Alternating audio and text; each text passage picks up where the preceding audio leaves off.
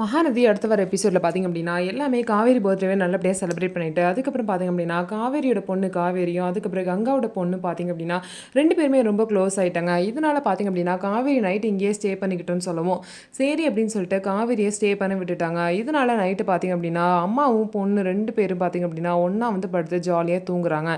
இதை பார்த்து சாரதாமா கங்கா எல்லாருமே பார்த்துட்டு சந்தோஷப்படுறாங்க. சீக்கிரமாகவே காவேரிக்கு எல்லாம் ஞாபகம் வந்துடும் அப்படின்னு சொல்லிட்டு நம்பிக்கையாக சொல்கிறாங்க.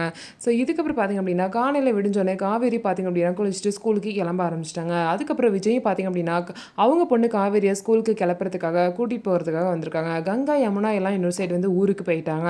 ஸோ இந்த மாதிரி போகும்போது பார்த்திங்கன்னா ஸ்கூலுக்கு போனதுக்கப்புறம் அவங்களோட ஸ்கூல் பிரின்சிபால் பார்த்திங்கன்னா காவேரி கூப்பிட்டு நீங்கள் எல்லா குழந்தையும் எப்படி பார்க்குறீங்களோ அந்த மாதிரி தான் காவேரியும் நடத்தணும் அப்படின்னு சொல்லிடுறாங்க. இதனால் பார்த்திங்க அப்படின்னா அவங்களோட பொண்ணு காவேரி கூட உட்காந்து சாப்பிடுவாங்க. எப்போதும் அப்படி தான் சாப்பிடுவாங்க. இன்றைக்கி வந்து சாப்பிட வரும்போது நீ என்ன என் கூட ஏன் உட்காந்து சாப்பிட்ற, போ எல்லாரும் கூட போய் உட்காந்து போய் சாப்பிட போ அப்படின்னு சொல்லிட்டு காவேரி வந்து சொல்கிறாங்க.